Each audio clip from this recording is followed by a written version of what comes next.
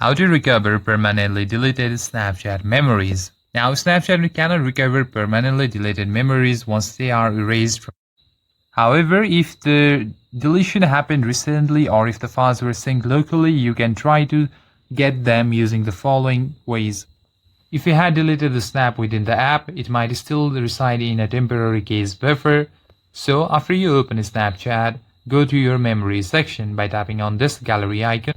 You'll see your memories at the top. Now if you have deleted something, there will be a mini bar called trash can icon or a folder named recently deleted at the top. If your files are there, select them and store. Items are permanently erased from here after 30 days, so make sure to do it before a month. You can also request an official My Data export from Snapchat. For that, tap on your profile or Bitmoji and go to your settings. Then simply scroll down to the bottom and select on My Data. Tap on it. Now from here, select Data to include, mostly export your memories, and you can also toggle all of these icons, and after that tap on Next and your data will be requested. Then check your email within 24 to 48 hours for a download link and extract the downloaded zip file and check the memories or chat media folders. And that's it for this video guys. If you enjoyed the video, consider giving a like and subscribe to the channel. I'll see you in the next one.